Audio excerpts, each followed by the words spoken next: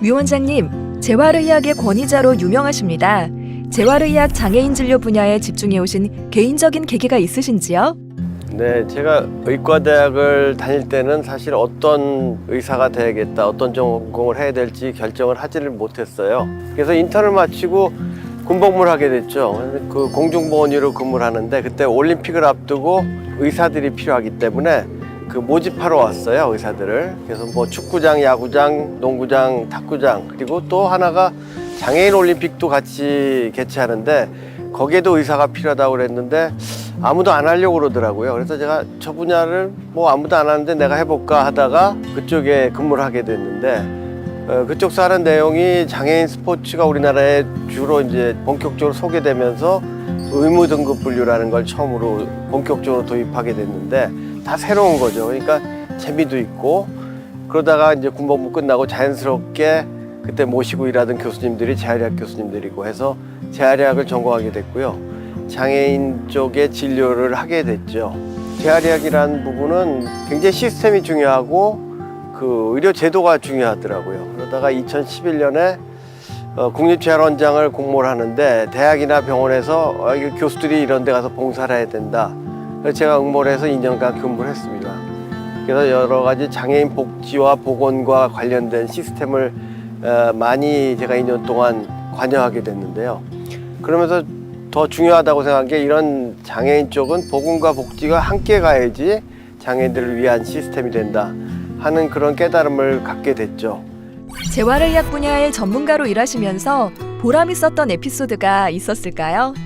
네, 보람 있는 에피소드는 제가 이제 재활 치료를 하고 치료가 완료돼서 가정이나 사회나 학교로 잘 복귀하시는 모습을 볼 때가 가장 보람이 있는 순간이죠. 특히 제가 선천성 질환이 있어서 거의 날 때부터 봐왔던 친구인데 어려서 척수에 문제가 있어서 보조기도 꼭 실어야 되고 보행기가 없으면 걷지 못하고 어머니가 항상 데리고 처음엔 없다시피 하고 데려오고 근데 열심히 본인도 밟고 열심히 재활해서 이제 보행기를 짚고 걷다가 이제 그 다음에는 목발을 짚고 혼자 자유롭게 학교에서도 왔다 갔다 할 수 있고 씩씩하게 중고등학교 다 다녔어요. 휠체어를 물론 가끔 써야 되지만 대학교 들어간다면 이제 혼자 독립해서 어머니한테 기숙사에서 생활하고 대학도 잘 졸업하고 지금은 상담 교사가 됐는데 지금은 이제 장애인용 차량 구입해서 충청북도에서 혼자 운전하고 저한테 진료받으러 옵니다. 이런 모습을 볼 때 그런 아주 보람 있는 에피소드라고 할 수 있죠. 장애인 이동 편의 증진 이슈가 왜 중요하다고 생각하시나요? 제가 의료인이라서 제 관점에서 보면 사고나 질병 때문에 예기치 않게 장애가 있으신 분들이 재활치료를 다 마치고 사회로 돌아갈 때 우리가 그 기간이 선진국에 비해서 5배, 6배 정도 깁니다.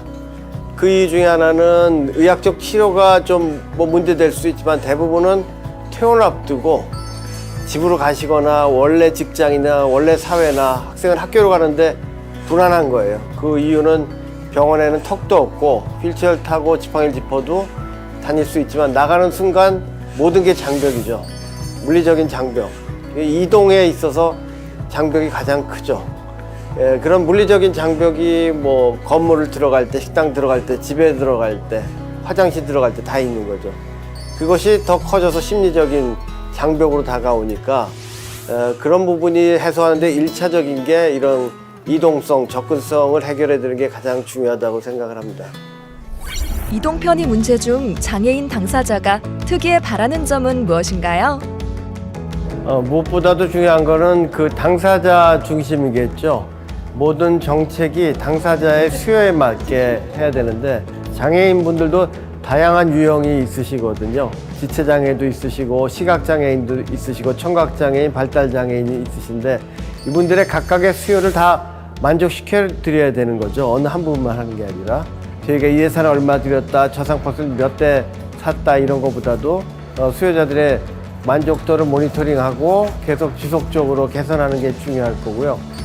또 하나는 이제 국민들의 이제 인식 개선, 장애에 대한 인식 개선이죠. 저상버스를 예를 들어 본다면 저상버스가 쓴 다음에 충분히 다른 차들이 저상버스 있는 시간 동안 크락션을 울리거나 휠체어로 올라가는 분을 운전하시는 분이 도와드릴 때 다른 분들이 뭐 불평하고 빨리 가자 이런 게 없는 시민의식이 중요하겠죠. 이게 우리 국민들이 뭐 문제가 있는 게 아니라 이런 데 익숙치 않았기 때문에 우리 국민들 한 번 알면 또 잘 지키지 않습니까? 또 하나는 이제 그 연결성이라고 합니다. 저희가 교통수단이 서울서 부산을 가려면 뭐 철도, 비행기, 버스, 그 다음에 내려서 지하철, 택시 이게 연결돼야 종착지에 가는데 이런 교통수단이 어느 하나만 해결되면 결국 분절돼서 목적지에 못 가게 되는데 이런 교통수단을 다 비장애인처럼 전부 다 연결돼서 쓸 수 있게 해드리는 게 중요하고요. 또 분절이라는 것이 이제 행정면에서 우리가 국토교통부에서 이 교통편의증진법도 있고 보건복지부의 장애인 복지에 관한 법도 있고 한데 이런 것들과 지자체에서 시행하는 것과 다 분절돼서 연결이 안 되면 당사자분들한테 너무 불편한 거예요. 그래서 이런 법적인 체계나 행정 시스템도 우리가 전부 다 좀 연결하고 통합하는 게 중요하다고 생각을 합니다. 또 하나는 우리나라가 굉장히 IT 분야의 선진국이지 않습니까? 여러분들 뭐 카카오, 네이버 앱들 많이 이용하시잖아요. 이 앱들에도 휠체어를 이용할 때 어떻게 어떤 길을 가면 좋을까? 어떤 길에 턱이 있나? 어떤 길에 배려가 있나?